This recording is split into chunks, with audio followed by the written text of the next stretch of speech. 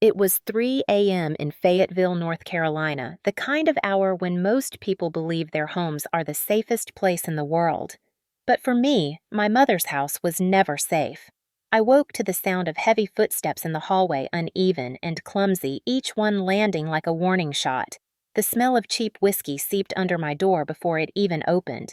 Roy Mathers, my 55-year-old stepfather, had been drinking all night again. I knew the pattern. I had survived war zones in Syria, and yet the dread of hearing him approach my door at this hour filled me with a different kind of fear.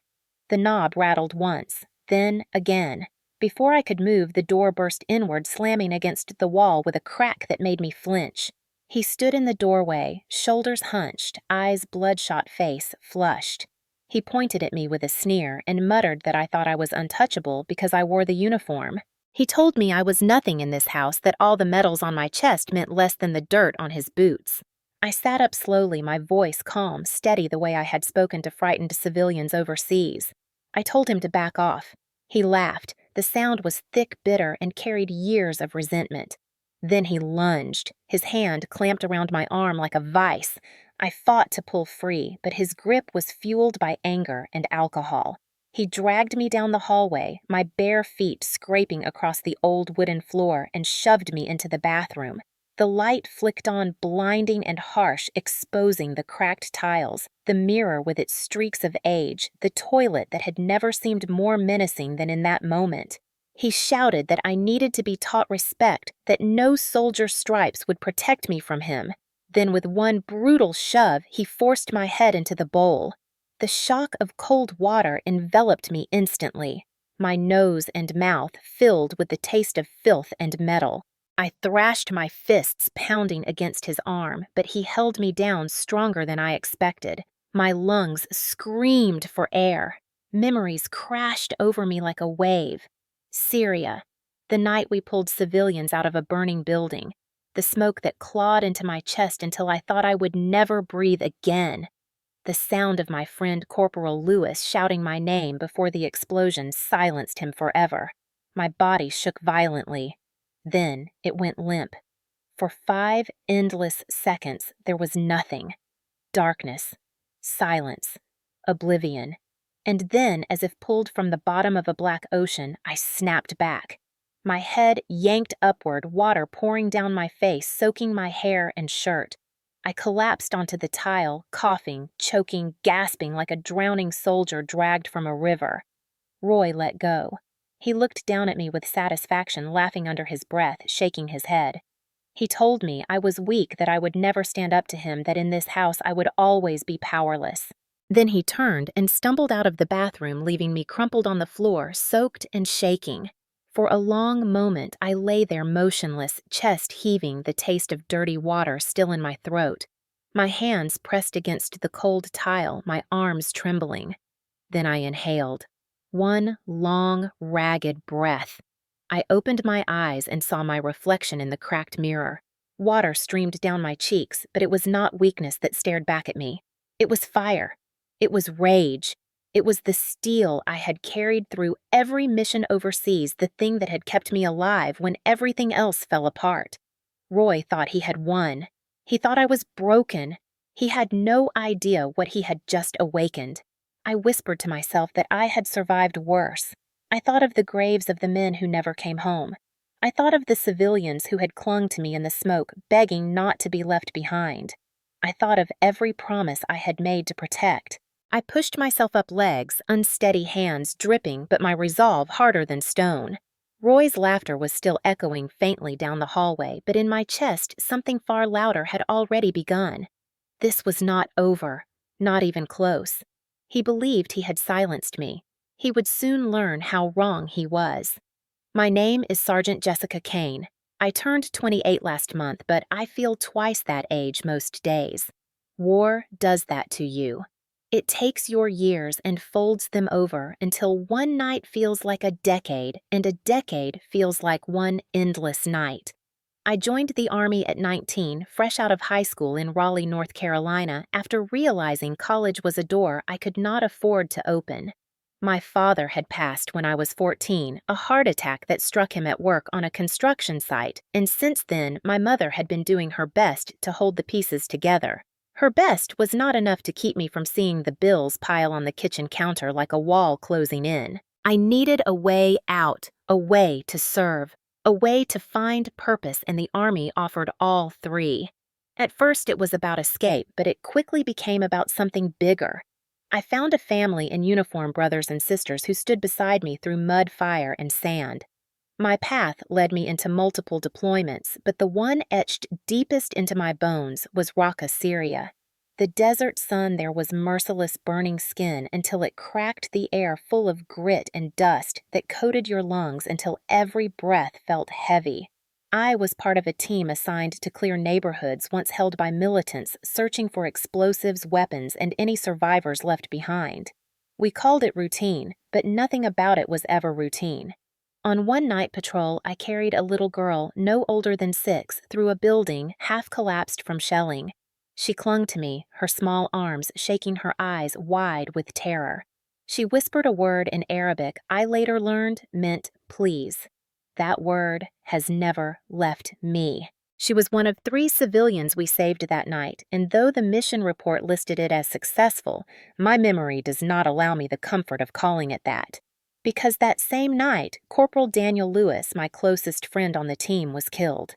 An improvised grenade hidden in the stairwell took him before we even had a chance to shout a warning. 1 second he was there, his hand steadying me as we moved the children. The next he was gone in a burst of light and sound that still shakes me awake some nights. They gave me a ribbon for that mission, a badge I wear on my chest, but every time my fingers brush it, I remember the smell of smoke and the weight of his absence. That is the truth of service honor wrapped in loss, pride, wrapped in grief. By the time I rotated home, I was carrying ghosts with me, and though my posture was straight and my voice calm inside, I was a battlefield no one else could see. When I came back from deployment, people expected parades, flags, and warm welcomes. Instead, I walked into a house that felt more like a prison. My mother, Linda, was 48, a nurse at the local clinic in Fayetteville. And though her uniform carried the scent of antiseptic and her smile still tried to brighten a room she lived in constant fear. The fear was named Roy Mathers, her husband, and my stepfather. Roy was 55, a man who had once worked construction like my father, but who had traded his tools for bottles a long time ago. His voice was always loud, even when he thought he was whispering, and his fists had left dents in doors and walls long before they ever tried to intimidate me. The neighbors knew. You could see it in their eyes when they waved politely from across the street, that look of pity mixed with cowardice. They knew the shouting that rattled our windows at night, but they did nothing. Small-town rules said, keep your head down and your nose out of other people's business. My mother obeyed those rules to survive. She told herself, and anyone who asked, that Roy was difficult, that he drank too much, that he had a temper. But underneath those excuses lived the simple truth that she was trapped. Trapped by financial dependence, by shame, and by fear of starting over. When I was a child, I had begged her to leave him more times than I could count, but she always said the same thing, it is not that simple. Coming home after years away, I saw she was smaller than before, not in height, but in spirit. Her shoulders slumped, her eyes darted nervously at every sound as though she lived waiting for the next explosion. Roy, on the other hand, greeted me not with thanks for my service, but with a smirk. He told me soldiers were overpaid and overrated, that any fool could wear a uniform if they wanted a paycheck. At dinner, he would raise his glass and toast it to himself while muttering that I thought I was better than him. Every word from his mouth was meant to chip away at me, to remind me that in his house, I was not Sergeant Kane, decorated and battle-tested, but just the stepdaughter he never wanted. The worst part was watching my mother flinch with every outburst, pretending not to hear when he insulted me, staring at her plate, as if silence might keep her safe. I knew that kind of silence. I had seen it in civilians under militant rule overseas. It was the silence of survival. But seeing it in my own mother's face made my blood boil. I realized quickly that the war I thought I had left behind had simply changed arenas. Overseas, it had been bullets and bombs. At home, It was slamming doors, cruel words, and the constant threat of hands that knew no restraint. The longer I stayed in that house, the more I felt the pressure building like a storm you could sense hours before the rain. Roy thrived on tension. He would sit in his recliner with a glass of whiskey, the television blasting sports highlights, waiting for me to pass through the living room. Then, he would begin. He mocked the way I stood too straight, accused me of thinking I was better than everyone because I had stripes on my sleeve. He called me soldier girl, like it was an insult, dragging out the words so they dripped with contempt. I tried ignoring him at first. Silence was a skill I had perfected in the army, but silence only fueled him. One night at dinner, he slammed his fist against the table so hard that the silverware jumped. He told my mother that I needed to be taught humility. My mother's hand trembled as she reached for her glass of water, but she said nothing. I looked at her and saw the defeat in her eyes, the surrender that had kept her chained to this man for years. My stomach twisted with anger. I pushed back my chair, stood up, and told Roy that respect was earned, not demanded. His face darkened like a thundercloud. He stood towering over me, and for a moment I thought he might swing. Instead, he grabbed my plate and hurled it against the wall shards, exploding across the kitchen. My mother gasped, but when I turned to her for support, she looked away. Another night, I woke to find my bedroom door locked from the outside.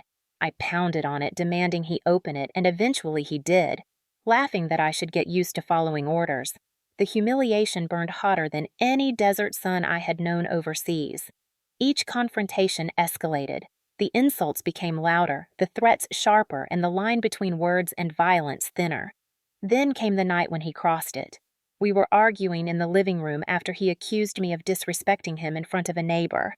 His breath reeked of liquor as he leaned in close. My mother begged him to stop, but he shoved her aside like she was made of paper. Then his hand cracked against my cheek with a force that stunned me. For a split second, the room spun. My training told me to react to strike back, but another part of me remembered SEER training, remembered the lesson of patience. Survive first, strike later. I straightened my back, looked him dead in the eye, and said nothing. The silence infuriated him more than words could have. He stormed out of the house, slamming the door so hard the frame rattled. I touched my cheek, already swelling, and made a promise to myself that this was not going to be my life. The war at home was escalating, and I knew it was only a matter of time before the next strike would be harder, the next night darker. After that slap, the house changed. It was as if the walls themselves held their breath, waiting for the next eruption. I carried myself with the same calm I had used in uniform, but underneath I was coiled tight, every sense sharpened.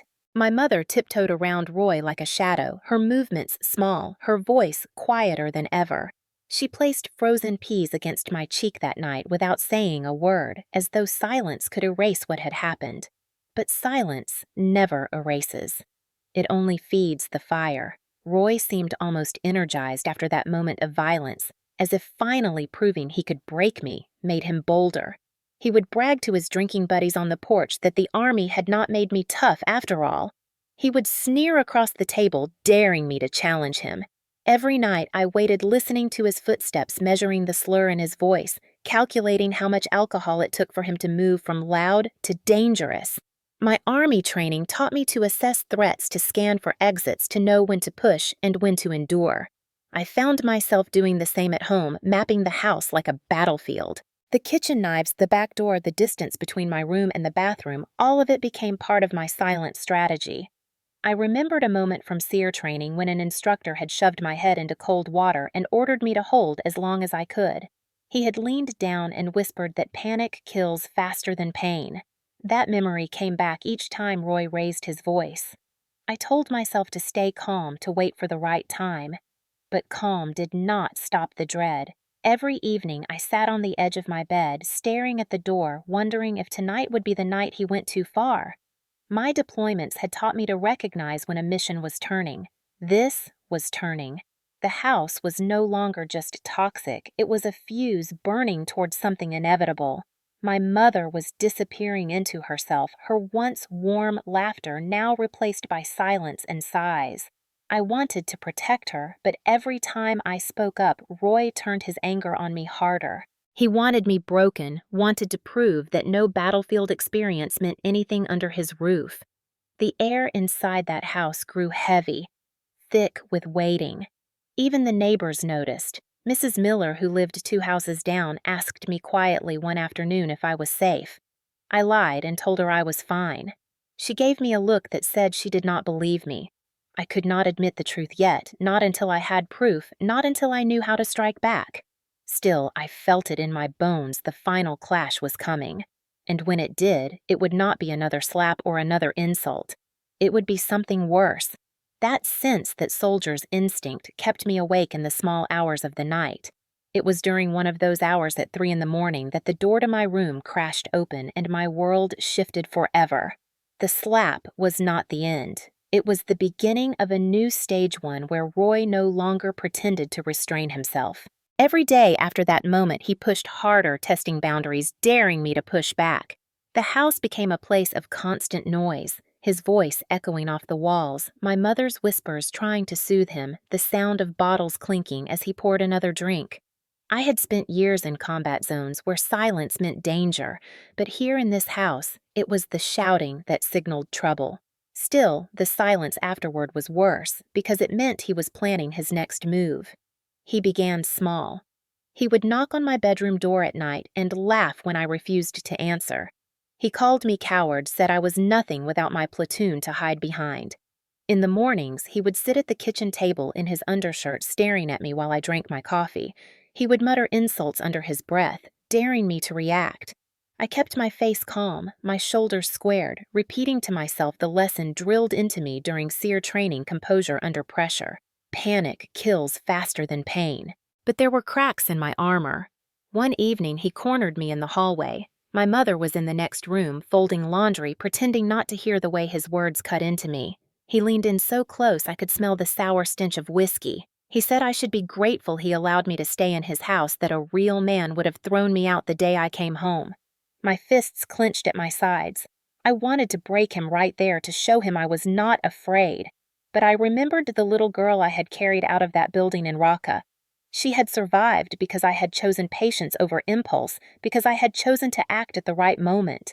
So I swallowed the anger and walked past him. That decision ate at me because restraint in war keeps your unit alive, but restraint at home feels like surrender. The tension built with each passing day. I caught him rifling through my duffel bag once, holding my medals in his hand like they were trinkets from a carnival. He smirked and said they looked like participation trophies. My blood boiled, but I took them back quietly, locking them away. Later that night, I heard him tell my mother that I would never find a man because no one wanted a woman who thought she was a soldier. I lay in bed, staring at the ceiling, fists clenched so tight my nails dug crescents into my palms. My deployments had taught me how to endure hunger, exhaustion, fear. But this was different. This was poison drip-fed into my home, into my mother's veins, into mine. And I knew the poison was building towards something lethal. The weeks that followed were a steady drumbeat of intimidation. Roy had learned that the more I stayed calm, the more it enraged him, so he turned cruelty into performance. He liked an audience. My mother became that unwilling audience most nights, shrinking into herself as he worked to humiliate me at the dinner table. He would slam his fork down and demand to know why I had not found a husband yet. He would smirk and ask if it was because no man wanted a woman who thought she was tougher than him. My mother would murmur that enough was enough, but her voice was too soft to matter. Roy thrived on her silence as much as on my composure. One evening, he poured a glass of whiskey over my plate of food, soaking the chicken and vegetables until they dripped onto the table. He leaned back laughing that maybe the army had taught me to eat anything, even trash. My jaw tightened, but I said nothing. Instead, I stood and quietly carried my plate to the sink, my hands shaking, though I refused to let him see it. That night, as I lay awake, I remembered a phrase from my SEER instructor: survive first, strike later. The words tasted bitter in my mouth, but I clung to them. Roy's rage began spilling beyond words. One Saturday afternoon, I returned from a run to find my bedroom door open and my duffel bag emptied across the floor. My uniform's medals, even the folded flag I had been given at Corporal Lewis's memorial, lay scattered. Roy sat on the bed, holding the flag, his fingers running over the fabric. He looked up at me with a grin that made my stomach twist. He said this flag should have been mine because it belonged to the dead, not to someone who had walked away. I lunged forward, snatched it from him, and for the first time, my voice cracked as I told him never to touch it again. His smile faded. He stood slowly, and I could feel the air change thick with the weight of what might come next. My mother rushed in, begging him to stop pulling at his arm. He shoved her back with such force, she stumbled into the dresser. That was when his hand swung toward me. I caught his wrist an inch from my face, my training kicking in before fear could. For a brief moment, his eyes widened. He realized I was stronger than he thought. But instead of backing down, he ripped free and stormed out of the room, slamming the door so hard the frame cracked. I held the flag against my chest, my mother crying softly in the corner. I told her we had to leave, that we could not keep living like this. She shook her head, whispering that leaving would only make him angrier. I wanted to scream. I wanted to shake her until she understood that anger was already killing us slowly. Instead, I stayed silent, because somewhere deep down I knew she was right about one thing. He was escalating. The storm was coming, and the night it broke would be worse than anything we had seen so far. Roy's control grew more suffocating with each passing day, as if the house itself had been swallowed by his shadow. He began locking the front door at night and pocketing the keys, claiming it was for safety, though we both knew it was about power. He would switch off the Wi-Fi router and hide it in his workshop, mocking that soldiers should not need the internet to survive. Once, when I mentioned attending a job fair at Fort Liberty, he laughed so loudly the neighbors must have heard. He told me no one wanted a washed-up soldier who could not even control her own house. My mother sat silently through his tirades, her hands folded in her lap, her eyes downcast, retreating deeper into a silence that terrified me more than his shouting. I tried to reach her, reminding her of the woman who had raised me after Dad died, strong enough to juggle night shifts and bills, but she only shook her head and whispered that resistance would make things worse. I felt trapped between two battlegrounds, the one inside me that demanded action and the one around me that demanded endurance. One evening, I returned from the store to find my bedroom door locked again. When I demanded it be opened, Roy smirked and said, "A soldier should know how to wait." I pounded until my knuckles bled, my chest heaving with rage. Finally, he opened it and threw the key at me, the metal striking my shoulder. He walked away, laughing, telling me that I belonged to his rules now. That night, I sat on the edge of my bed, clutching the small notebook where I kept scraps of my past letters from Corporal Lewis, photographs from Syria, fragments of the person I had been. I promised myself that I would not let Roy erase me the way war had erased others, but the more he pushed, the more I felt the darkness closing in.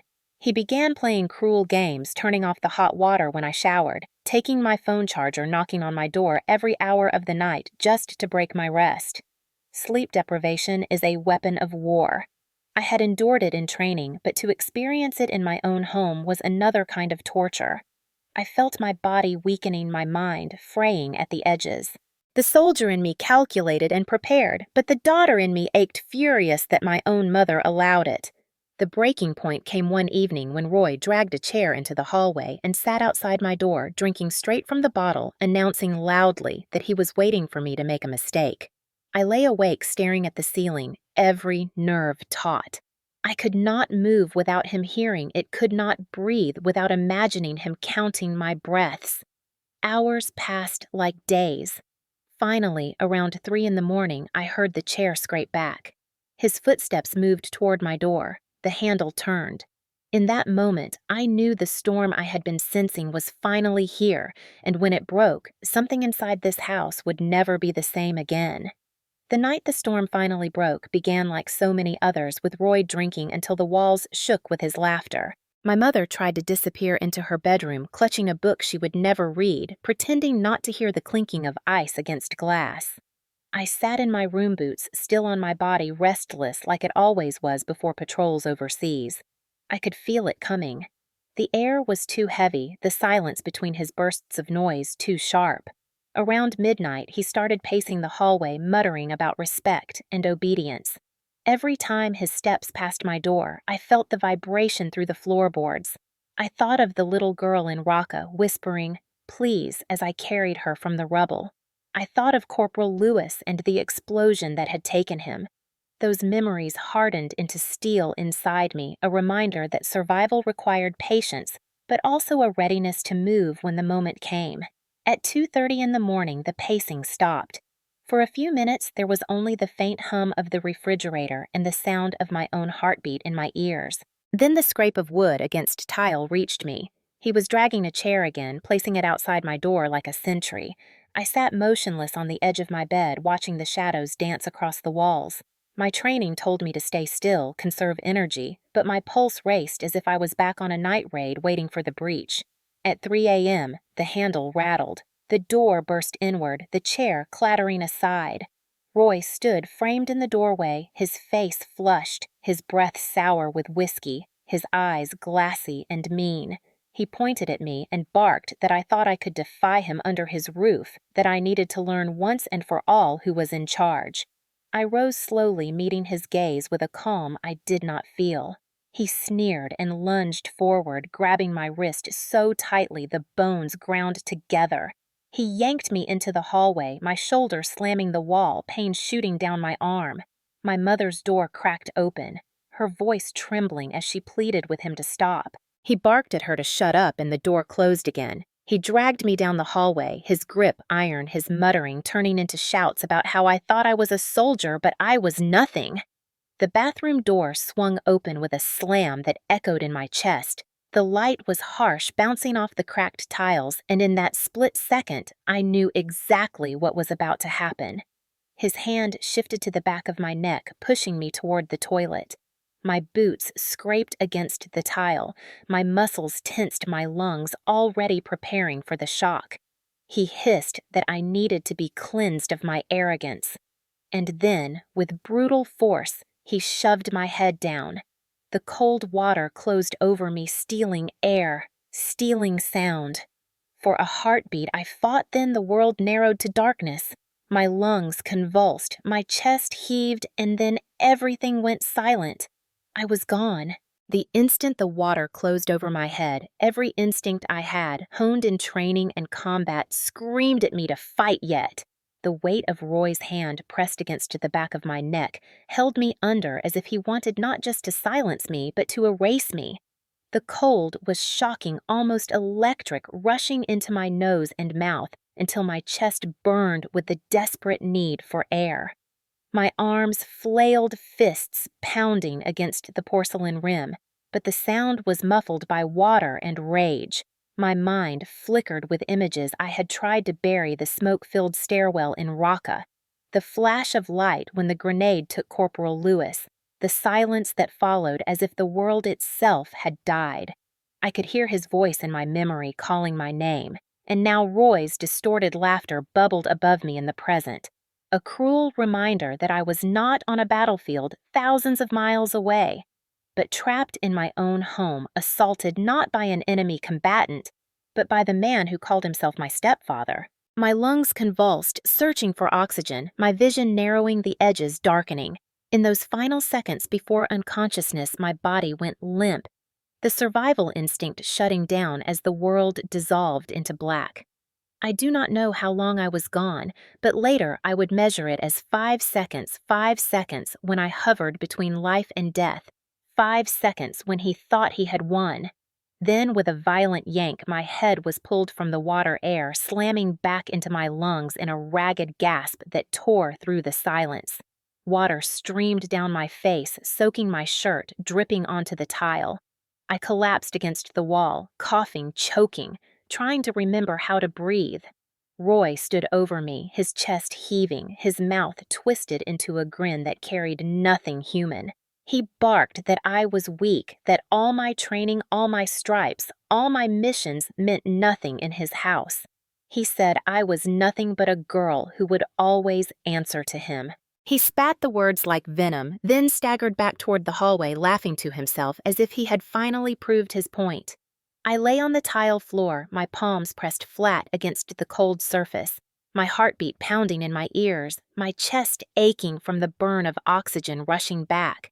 For a moment, I wanted to stay down to close my eyes and sink back into the darkness that had nearly taken me. But then I saw my reflection in the cracked mirror above the sink, hair plastered to my face, water dripping into my eyes, and something inside me shifted. I was still alive. And as long as I was alive, the fight was not over. I forced myself upright, my palms slipping on the wet tile, my knees trembling beneath me. Each breath was ragged, tearing through my chest, but every inhale reminded me that I was not broken, not finished. I wiped the water from my eyes with the back of my hand and stared again into the cracked mirror. What I saw was not weakness, but defiance, the same steel that had carried me through firefights and ambushes overseas. Roy thought those 5 seconds had silenced me, but in reality, they had awakened something far more dangerous. I remembered my survival training the day an instructor had shoved me into icy water and whispered that panic kills faster than pain. Those words came back now clear and steady. I had panicked, but I had not died. I was still here, and now I was thinking. My body still shook, but my mind sharpened, calculating with the precision of a soldier. I replayed the moment of near drowning, the sensation of his grip on my neck, the way his laughter echoed as he released me. He believed he had won, but in war I had learned that victory claimed too soon always turns into defeat. My thoughts drifted to Corporal Lewis, his steady voice in that Syrian stairwell, his hand on my shoulder, just before the blast took him. He had been the one who told me that courage was not about surviving the easy days, but about choosing to stand when the ground fell out beneath you. Tonight, the ground had fallen, and I had a choice. I thought of the little girl I had carried from the rubble whispering "please" in a language I barely understood. She had survived because I refused to give up on her. How could I give up on myself now? The water dripping from my hair fell onto the tile in steady drops like a clock ticking down. Each one was a reminder that time was not infinite. Roy would come back, maybe not tonight, but soon, and if I did nothing, the next blackout would last longer than 5 seconds. My mother's face flashed before me, pale and tired, her eyes hollow from years of submission.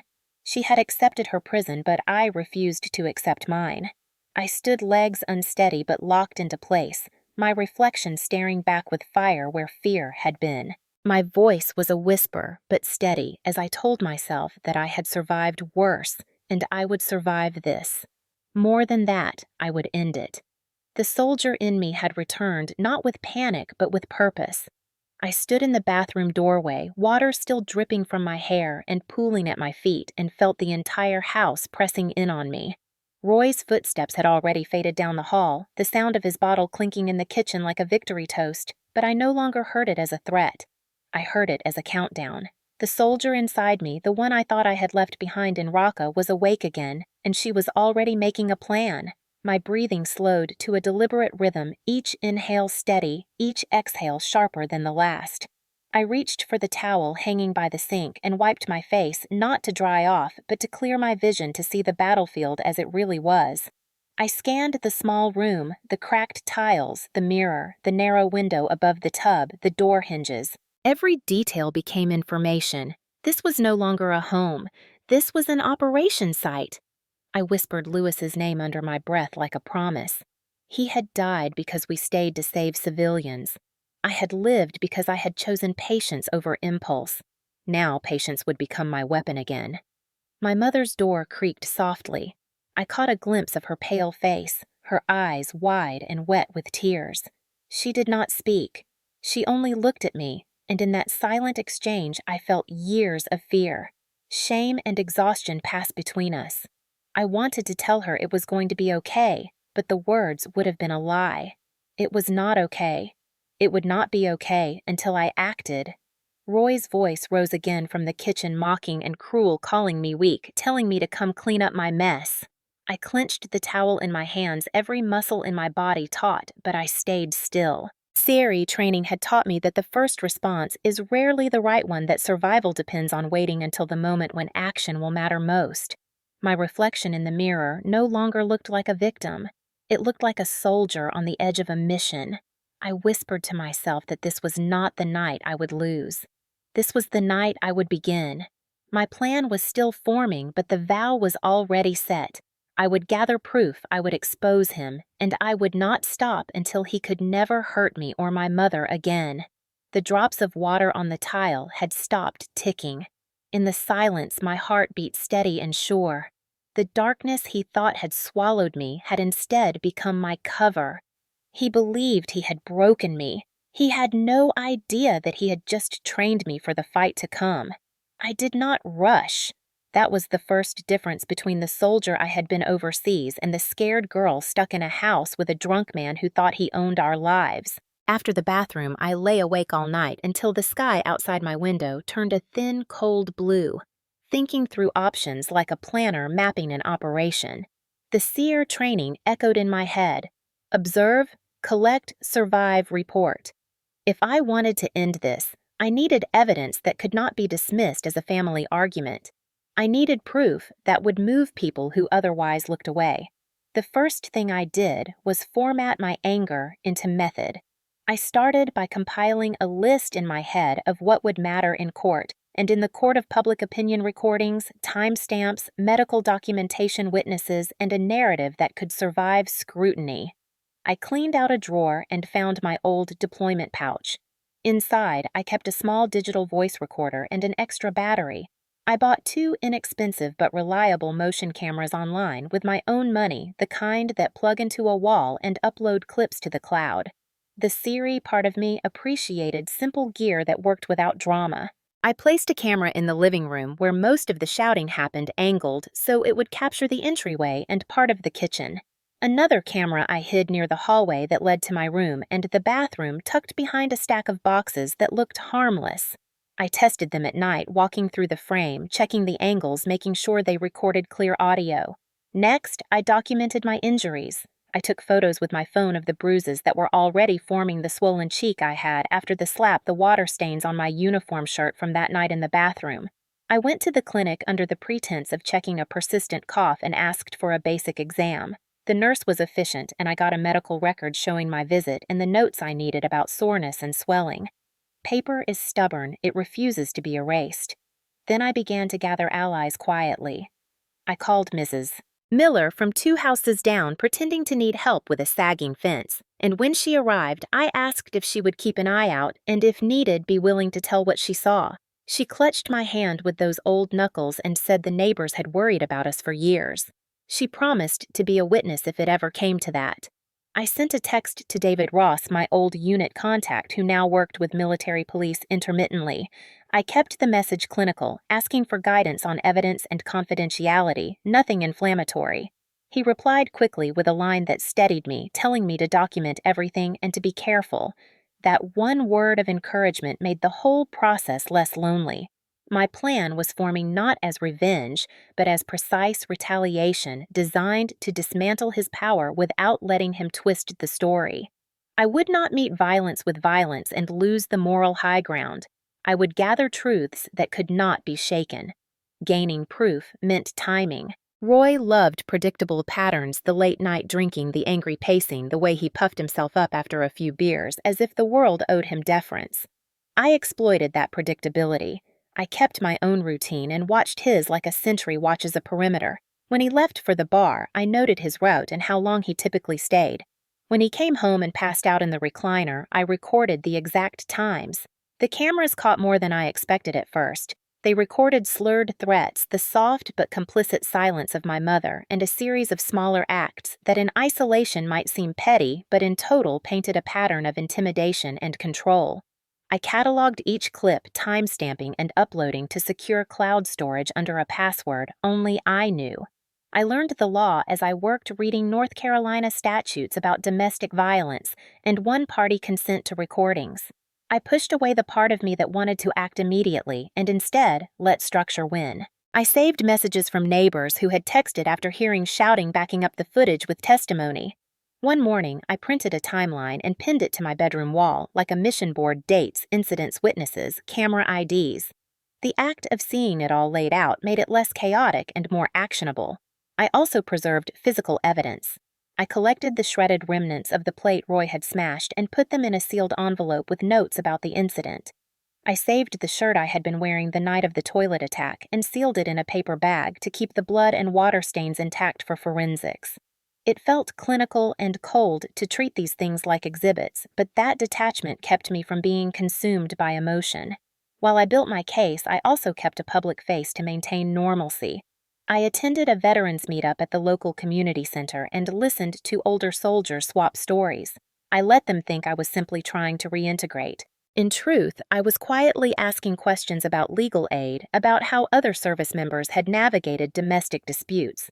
Each conversation offered a piece of knowledge or a contact that made the plan more robust. Meanwhile, Roy's behavior escalated as if sensing an invisible countdown. He began to isolate my mother, more insisting she cancel shifts at the clinic, telling neighbors I was unstable and needed time alone. The narrative he tried to craft was simple, his version of events a way to discredit anything I presented. That pushed me to move faster and smarter. I could not allow his lies to take root. Gathering proof was not the only pillar of the plan. I also needed to shape a public strategy that would make the truth unavoidable. The military and local authorities moved when facts were undeniable, but the court of public opinion could act faster and put pressure on institutions that might otherwise look the other way. To do that, I cultivated two parallel channels: legal readiness and controlled exposure. For legal readiness, I consulted with a civilian attorney experienced in domestic violence and veterans cases. I presented the timeline, the recordings, the medical notes, and photographs. The attorney walked me through the steps that would follow if I chose to file a police report, and then pursued charges or a protective order. She explained how the evidence would be evaluated and what testimony from neighbors or my mother would mean in court. She also cautioned about how a retaliatory act could be framed, urging me to keep everything documented and to avoid any escalation that could be interpreted as premeditated violence on my part. Her caution steeled me. For controlled exposure, I made a decision that had nothing to do with revenge and everything to do with safety. I would not go viral on social media as a spectacle, but I would make the story too credible to ignore. I prepared a packet for the Fayetteville Police and a separate packet for the local Veteran Support Network. The police packet contained the most damning evidence in sequence for immediate review. The veterans packet explained my military background and the context of my injuries, offering the moral weight of service alongside the facts. I met with Mrs. Miller in her kitchen and went over what she had seen and what she would say if approached. Her hands trembled when she agreed, but she spoke with a clarity I admired later in the courthouse. I also arranged a quiet meeting with David Ross. He advised me on the sensitivity of involving military channels. Veterans' files can be complicated, and the military often defers to civilian processes for family matters. He promised to be a liaison of sorts, someone who would nudge the right people if the civilian system stalled. With legal counsel and a network forming my plan moved from theoretical to operational. I felt the terrible, focused calm of someone who knew the stakes and had decided to accept them. The last phase was execution readiness. I rehearsed responses to potential counter-narratives Roy could spin.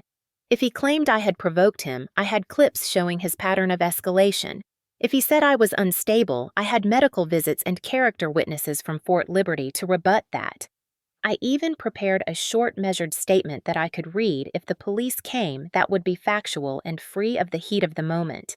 I practiced it until the words left my mouth steady as a rifle report. I also prepared contingencies for my mother and myself to leave quickly if things went sideways. I packed a small bag with essential documents, cash, and a list of contacts, and I gave a duplicate bag to Mrs. Miller to hold. I programmed David's number as an emergency contact and set up a burner phone so that if Roy monitored my calls, he would not see the people I was contacting. Small practicalities mattered. I memorized the times when Roy typically drank and slept so I could move when he was least likely to notice, and I learned the shift schedule of the local clinic so my mother would have a plausible reason to be away and safe. Emotionally, I steel myself daily by returning to what had saved me in Raqqa, the small rituals that shut down panic and sharpen thought. I breathed through the exercises I had used before I cleared buildings, ran through flash drills in my head, and rehearsed how to present evidence without fury, because fury could be used against me in court. Everything was ready. The cameras were hidden, the evidence cataloged, legal counsel on standby, witnesses briefed, and escape plans in place. Now it was a matter of waiting for the right moment to pull the threads together. I had turned fear into discipline and humiliation into a dossier. Roy had no idea he had helped build the case that would end him. The night he thought he had broken me, he had actually taught me how to finish it. The night I decided to act was not cinematic. It was ordinary in almost every way, which made what happened next feel more devastating because it could have happened to anyone. I picked the moment carefully. Roy had a pattern he drank at OJ's bar on Bragg Boulevard, held court with the same men who liked to trade lies for laughs and then stumbled home around 11 or midnight. That predictability was my advantage. On the night he humiliated me at the bar, the plan was simple and surgical. I knew there would be a crowd, and I knew how that crowd would react when a drunk man began to display himself. I dressed plainly, nothing that screamed military, nothing that asked for attention. I put my phone on record in my pocket and kept my camera hidden under my jacket. I sat at the far end of the room and tried to breathe steady, feeling the familiar knot of dread in my gut, like the premonition before a storm. When he walked in reeking of whiskey and swagger, I waited. He started loud and crude, baiting me with insults meant to wound in public to strip me of dignity where everyone could witness and where he could feed on the spectacle. The men around him laughed and egged him on the noise like fuel to his rage. Then he dragged me toward the center of the room, grabbed my wrist hard, the motion sloppy with drink. He shoved me into a chair and started demeaning me in front of strangers, pulling at my uniform shirt that I had folded and carried with me in a duffel. He demanded I prove I was not lying about my service, mocked the medals, and even tried to make a show of taking my ribbons for himself. I felt something inside me settle like a lever being pulled. In that moment, I hit the record on my second device, the one I kept close to my body, and I pressed play on the phone recording I had tucked in my pocket. My voice played back through the small speaker calm, but loud enough to be heard. It was the clip from the bathroom edited down to a minute, the hiss of water, his laugh, the muffled sound as my head was forced under. The room froze. The laughter cut out the way a sharp wind cuts a campfire. I watched as faces shifted from amusement to shock to horror. Someone started to reach for their phone. Someone else sat perfectly still, hand over mouth. The way a single truth lands in a crowd is not graceful. It hits like a weight, and everything rearranges itself around it. I stood then, not to fight, but to explain in the simplest terms that he had assaulted me in my home, that he had forced my head into a toilet until I lost consciousness, and that I had documented it for the safety of my mother and myself. The words left my mouth, steady, factual, stripped of heat. The bar erupted in a different kind of noise. Phones, clicking murmurs of disbelief, an older woman crying softly. Roy swore and laughed and tried to call it performance, but the seed was planted. Someone had taped his face, saying the things he had done. The video moved faster than any of us could track. By the time I walked out of OJ's bar that night, the clip was already seeding small circles online. A young man who had recorded the scene posted his version shaky but unmistakable, and it spread first through friends and then into groups where veterans and civilians mixed and shared stories. The cameras I had placed at home began to matter more than I had imagined because they captured the private pattern that made his public humiliation more than a single isolated drunken episode. My living room camera had recorded weeks of slurred threats and the way he paced with a bottle like a scepter. The hallway camera had captured him rifling through my belongings and the night he shoved my head into the toilet. I uploaded the most damning clips to the secure cloud folder and sent them through channels I had prepared to the Fayetteville Police, to the local Veterans Support Group, and to a trusted reporter at the Cumberland County Gazette who had covered military families before. The reporter called me within hours, voice urgent and careful, asking for details and for permission to review the files. Within a day, a local news piece appeared online, a short article that included quotes from eyewitnesses at the bar and a blurred still from the video. The story caught traction because of what it represented: a decorated soldier abused inside her own house. Veterans groups shared the piece with statements of outrage. One of the most powerful reactions came from a Facebook group for Fort Liberty alumni, where people posted memories of Daniel Lewis and honored those who died in service. Someone who remembered my unit tagged a veteran who worked with a national advocacy organization, and suddenly a local story began to look like something with national bones. The media followed the breadcrumb trail to my mailbox, then to the police station, and before long, the Cumberland County dispatcher had a file open with my name on it. The sheriff's office called to say they were reviewing the evidence. In the span of 48 hours, my private humiliation had turned into a public demand for accountability. That was terrifying, and it was right. I would not call it catharsis because the wound was fresh and raw, but watching people who had looked away for years suddenly stand up felt like the beginning of justice. My mother watched the television in the living room with a look I had not seen in years, a fragile mix of fear and relief. She whispered my name, and I heard gratitude threaded through it like a small light. Roy, who initially tried to spin it with drunken bravado, began to falter as calls came in, and neighbors who had pretended not to notice now spoke with reporters. The men who had once laughed at him at OJ's bar now avoided his gaze. The dynamic had shifted. The tide had turned. The viral momentum was a force I had not fully predicted, a tidal wave built from small shares and outraged comments. Within days, national outlets picked up the local coverage because the story tapped into something old and furious, that a person who served the country could be demeaned and abused where she should have been safest. The coverage brought support and scrutiny in equal measure. Cameras appeared outside our house, and a woman from a veteran support nonprofit called to offer immediate help and shelter for my mother if she wanted it. I met with the detectives from the sheriff's office who came with a seriousness that felt real. They showed me the footage from my cameras and asked me to walk them through the timeline. They spoke in careful, professional tones about evidence, probable cause, and the path to arrest. I gave them the copies of the recordings, printed medical notes, photographs, and the little notebook with dates and witness statements. I watched their faces narrow as the pattern became undeniable. Roy was served with a protective order within a week, and deputies removed his access to the house for a time. The legal machinery began to turn. But more than that, people began coming forward. A neighbor I had barely known stood on the courthouse steps and told reporters how he had heard shouting for months but had not wanted to get involved until he saw the video. Another woman called to say her cousin had served under Roy at the construction site and had seen his temper for years. The community that had looked away now assembled into a chorus that could not be silenced. The most painful turn was my mother, who at first had been too terrified to speak, finally standing with me as I gave a statement to the sheriff.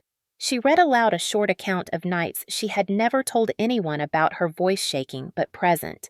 Watching her become brave felt like watching dawn. I felt vindication, but also a hollowness. Public justice cannot erase years of quiet terror. Roy was arrested and charged with assault and domestic violence. The prosecutor told me they had more than enough to file charges and that my evidence made the case exceptionally strong. The papers called it a breaking point for a community that had tolerated silence. I had wanted proof, and I had wanted safety. I had not expected the swelling of voices, the tidal support from strangers who felt compelled to say that enough was enough. In quiet moments, I thought of Corporal Lewis and the people we had saved overseas. I thought of the little girl whose hands had gripped mine. This was different terrain, but the same fight to protect the vulnerable and to stand against those who would use fear to rule. The official response began the morning after the video reached its first 1,000,000 views, and for me, it felt like stepping into a storm I had both invited and feared.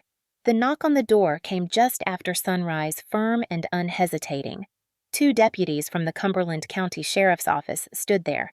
Crisp uniforms, notebooks in hand, their expressions professional but not indifferent.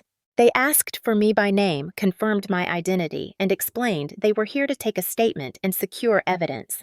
The careful tone in their voices told me they had already seen enough online to know this was more than rumor. I led them inside, my mother hovering nervously behind me, clutching the edge of her sweater as if bracing against a chill that wasn't in the room. I set the folder I had prepared on the table, printouts of the recordings. Medical documentation of my injuries, timestamps meticulously logged. One deputy sifted through the pages, his eyes narrowing as the story unfolded in black and white, while the other listened to me recount the night of the attack. My voice steady though my hands trembled slightly. Each time I described how Roy had held me under until I blacked out, my mother flinched as if the memory were physical. They asked about prior incidents, and I spoke of the escalating abuse, the threats, the humiliation. My mother hesitated, then surprised both me and herself by adding her own voice, quiet but resolute, recounting nights of fear she had endured in silence. For the first time, her truth was recorded by someone who could act on it. The deputies promised to forward everything to the district attorney's office and advised me of the protective order process. Later that afternoon, a detective called to confirm they had probable cause to pursue charges. The words carried weight, but they also triggered a complex ache inside me. For years, I had trained for wars abroad, prepared to fight enemies in uniform on foreign soil, and yet my real battle was here in Fayetteville against the man who shared my roof. As the day unfolded, more pieces fell into place. A local judge approved an emergency order removing Roy from the house, a measure I hadn't believed possible until I held the paper in my hand. Neighbors who once avoided my eyes now stopped me at the mailbox, some offering apologies, others quietly saying they had always suspected but had been too afraid to intervene. The paradox stung, but it also confirmed why I had chosen to fight publicly. Silence had protected him for too long.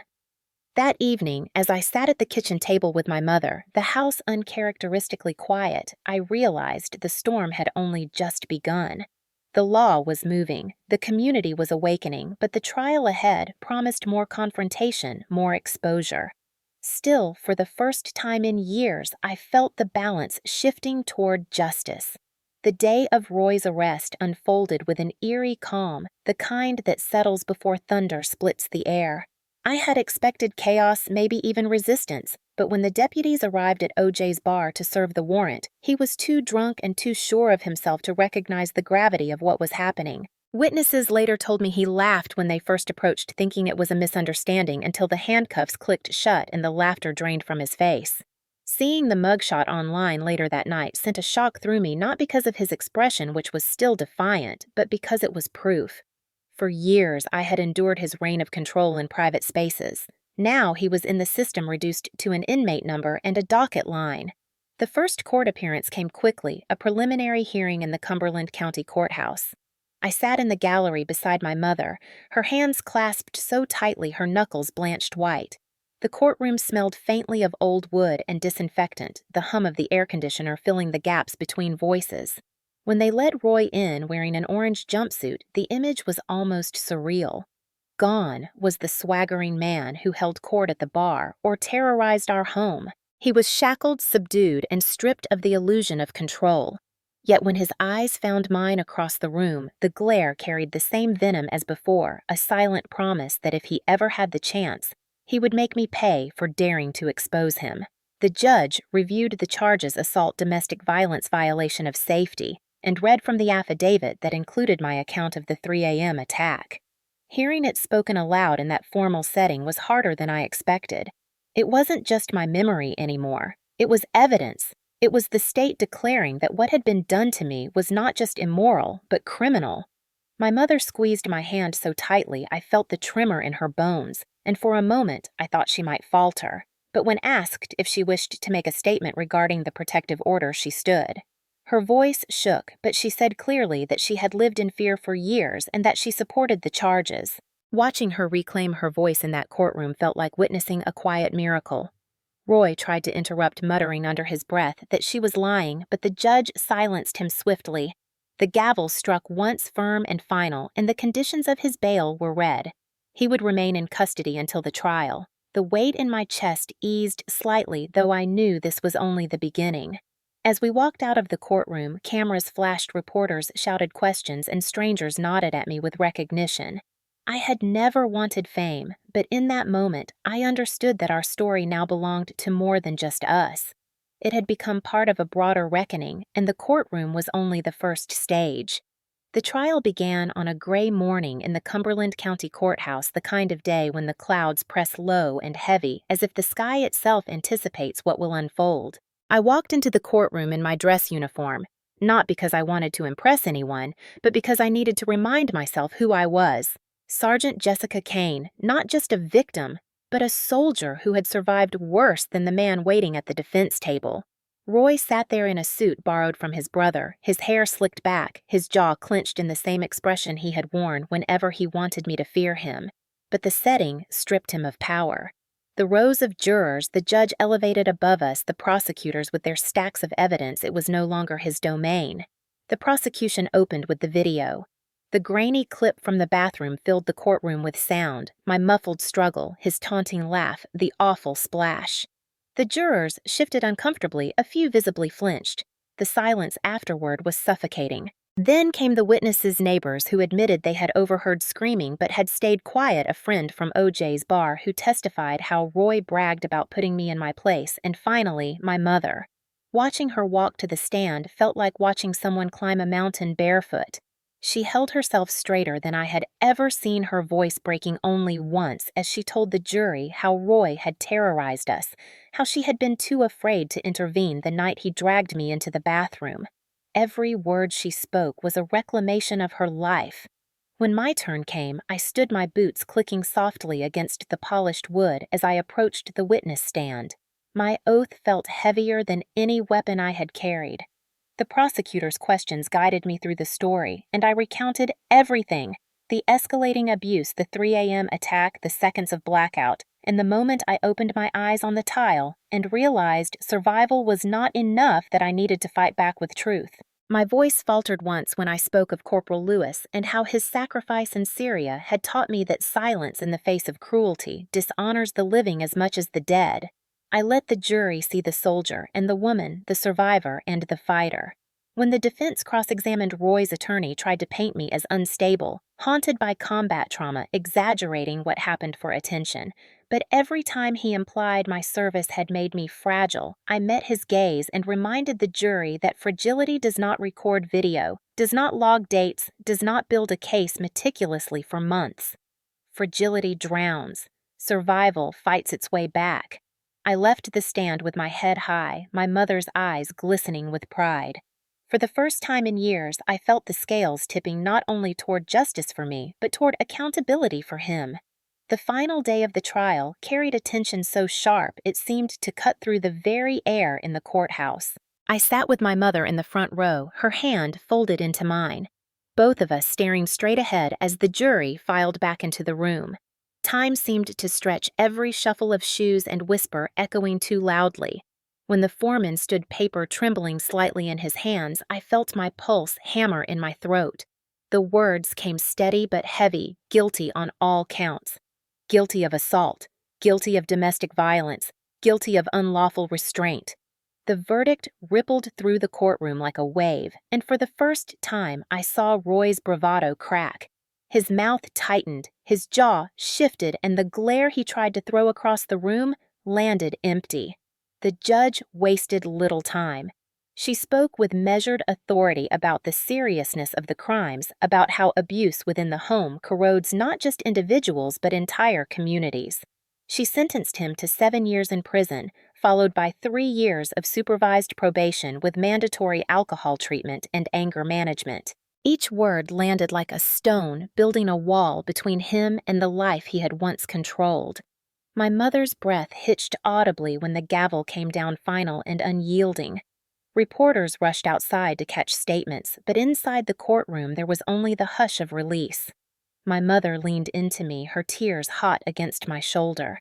She whispered that she finally felt safe, words so small but so monumental they left me shaken. I looked at her and realized how long she had lived in silence and how much courage it had taken for her to speak in public. For me, the relief came with a shadow. Justice was served, but the scars remained etched into nights of fear and years of endurance. As we walked out of the courthouse, the cameras flashed, questions swirled, and strangers reached out to shake my hand. I kept my head high, but my mind drifted back to quieter images. The cracked bathroom mirror, the tile floor cold against my cheek, the 5 seconds when I thought my life had ended. That night, we returned to a house that felt strange without his presence. The silence both unsettling and liberating. My mother made tea, her hands steadier than I had seen in years. I sat at the kitchen table staring at the protective order pinned to the fridge, knowing we would not need it for a long time, but unwilling to take it down yet. I thought of Corporal Lewis, of the civilians we had saved in Syria, of all the times I had wondered if survival alone was enough. Now I understood it wasn't. Survival had to be paired with truth, with exposure. with the willingness to drag the darkness into light. Roy would spend years behind bars, but his power had already been stripped away the moment I refused to stay silent. My mother and I still carried the weight of what we endured, but as we sat together in the quiet kitchen, I knew we had begun the long process of healing. For the first time in years, the night felt like it belonged to us. In the weeks after the verdict, life did not instantly return to normal. Healing never does. Our house in Fayetteville carried the ghosts of too many nights, and every room seemed to echo with memories of shouting, of slammed doors, of fear pressing down like a weight. My mother and I agreed without even saying it aloud. We needed a new beginning somewhere Roy had never touched. That decision took us to Raleigh, just an hour away, but far enough to breathe. I found a small apartment near Fort Liberty, close enough to commute to my unit when needed, yet separate from the shadows of the past. Moving boxes became therapy. Every item we packed forced a reckoning: what to keep, what to discard, what to finally let go. My mother folded her clothes carefully, but I could see the lightness in her posture as she left behind the furniture he had once slammed his fists against the photographs he had sneered at. For the first time in years, she was not shrinking, but expanding into herself. For me, the adjustment came with its own challenges. As a soldier, I was used to carrying weight, both physical and emotional. Yet now, without the constant vigilance of Roy's presence, I discovered the silence was heavier than I expected. At night, I lay awake replaying the attack, the blackout, the sound of his laugh the moment my lungs screamed for air. The trauma lingered, but so did the resolve. Therapy sessions at the base clinic helped me frame the experience not as weakness, but as survival. My therapist reminded me that scars are not signs of failure, but of endurance. Slowly, I began to believe her. My mother started volunteering at a local clinic, using her skills as a nurse to help women and children who had experienced their own battles with violence. She came home one evening with tears in her eyes, telling me she had sat with a teenage girl who reminded her of me, strong but cornered. This time my mother whispered, "I could say the words I never said to you, you are not alone." Watching her step into that role gave me hope that our pain had not been wasted. It had been transformed into something useful. I found myself visiting the graves of my fallen comrades, more often standing in the quiet of the cemetery and speaking aloud words I had once kept locked inside. We survived, I would tell them. Even at home, where the war looked different, we fought back. Those visits reminded me that courage takes many forms. On foreign soil, it had been about protecting civilians from fire and blood. At home, it had been about confronting silence and fear. Both mattered. Both were battles worth fighting. The viral video had left its mark too. Letters arrived from strangers, veterans, mothers, even retirees from across the country, sharing their own stories of abuse and resilience. One woman from Texas wrote that after watching, she finally left her husband of 30 years. A retired Marine from Ohio said the video had reminded him that leadership is not about intimidation, but about integrity. Their words humbled me. What had begun as my desperate fight for survival had grown into something larger than myself. But perhaps the most important change was in the bond between my mother and me. We had lived under the same roof, yet in separate prisons of silence. Now we shared mornings over coffee evenings filled with laughter that once would have felt impossible. She confessed that she had once believed she would die under Roy's control. I told her that I had once believed I would drown in that bathroom. Neither fate had claimed us. We had chosen differently, and that choice became our freedom. As I looked ahead, I knew rebuilding was not a straight path. There would be setbacks, triggers, moments when the past clawed at the present. But I also knew we had crossed a threshold we could never return from. We had broken the silence, and in doing so, we had reclaimed our lives. The months that followed taught me something I had never fully understood during my deployments overseas. Battles do not end when the enemy falls. They end when the lessons are carried forward, when the courage born in fire is used to protect those who come after. For my mother and me, that meant turning our private survival into a public stand. She began speaking at community events in Raleigh quietly but firmly, sharing her story with women who sat in folding chairs clutching their own secrets. Each time she spoke, I saw her shed another layer of fear, as if the years under Roy's thumb were being peeled back to reveal the resilient woman she had always been. For me, the military remained a compass. My commanding officer at Fort Liberty asked if I wanted time off, but I shook my head.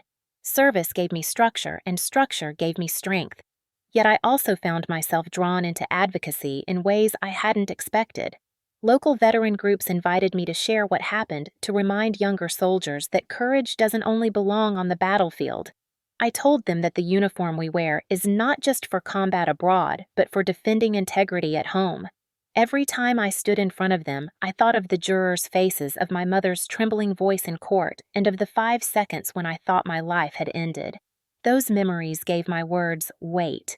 The hardest part of healing was accepting that justice, while powerful, is never perfect. 7 years behind bars could not erase the fear etched into our walls or the nights of silence we endured. But justice had given us breathing room space to rebuild, and an example to others that even long shadows can be broken. That was enough. Healing came in small rituals, planting flowers on our apartment balcony, cooking Sunday dinners together, hanging pictures of my fallen comrades where light could touch them. Each act was a declaration that life was moving forward. I also returned to Arlington National Cemetery one crisp autumn morning. Standing among the white stones, I traced the names of those I had lost and whispered what had happened since I came home. I told Corporal Lewis that his lesson had stayed with me, that I had chosen to stand even when silence seemed easier. I told him that survival at home had required the same grit as survival overseas. The wind rustled the leaves, and in that sound I felt a kind of answer. His sacrifice and the sacrifices of so many others had not been in vain. When the Congressional Committee on Domestic Abuse within Military Families requested testimony, I hesitated. Reliving the story in another official room felt unbearable. But then I thought of the strangers who had written me letters, the young soldier who pulled me aside after a training session to confess she was living with her own Roy. I knew silence could not be my choice anymore. So I stood before the committee uniform, pressed voice steady, and I told them that the enemy is not always across an ocean. Sometimes he sits at our tables, wears our rings, drinks from our glasses. And if we do not confront him, we fail not only our families, but the values we swore to defend. The moral I carry now is simple, but unshakable. Silence is the shield of the abuser, and breaking that silence is the only way to disarm him. My story is not unique. Families across America in big cities and small towns endure their own versions of what we lived through. Some never speak, some never survive. But if our ordeal can spark even one voice to rise, one woman to leave, one child to be protected, then it has meaning beyond our pain. To those watching, especially those who know what it is to feel trapped, I say this: survival is not surrender. Survival is the first step toward reclaiming your power. It is the proof that you are still here, still capable of fighting, still worthy of freedom. And freedom is not just the absence of chains, it is the presence of dignity, of safety, of truth. My mother and I now live in a modest apartment, but it feels like a palace because peace fills its rooms. We laugh, we argue about dinner, we plan for holidays. Ordinary life has become extraordinary because it is ours untouched by fear. Looking back, I realize those 5 seconds in the bathroom could have ended everything. Instead, they began something larger than I ever imagined. They became the spark for justice, for healing, for change. And that is the message I leave you with: never underestimate the power of a single act of defiance. It can expose the darkness, inspire courage, and ignite a movement. Families can be broken by silence, but they can also be rebuilt by truth. That is our legacy now, mine and my mother's, and it is one I carry with pride. When I look back on everything that happened the nights of fear, the silence that weighed like chains, the 5 seconds underwater when I thought my story was over, I see more than just pain. I see proof that survival can turn into strength, and that truth, once spoken aloud, has the power to dismantle even the most toxic legacies. My stepfather believed control was permanent. He believed intimidation would keep us quiet forever. But the moment we refused to stay silent, his power crumbled. That is the heart of this story, not just that justice was served in a courtroom, but that the cycle of silence was finally broken. For years, my mother and I lived in the shadows of fear, pretending that endurance was the same as peace. It wasn't. Endurance without hope is only another form of captivity. Real peace came only when we stood together, when we dragged the truth into the light for the world to see. And while the legal sentence gave us relief, the real victory was reclaiming our dignity, our laughter, and our future. That is what I want anyone listening to remember. No matter how long the silence has lasted, it can be broken. No matter how strong the abuser appears, truth is stronger. To the veterans, parents, and neighbors watching, I ask you to see yourselves in this story. You know what it means to protect others, to stand for integrity, even when it costs you. Ask yourself, if someone in your life is suffering in silence, will you look away or will you stand with them?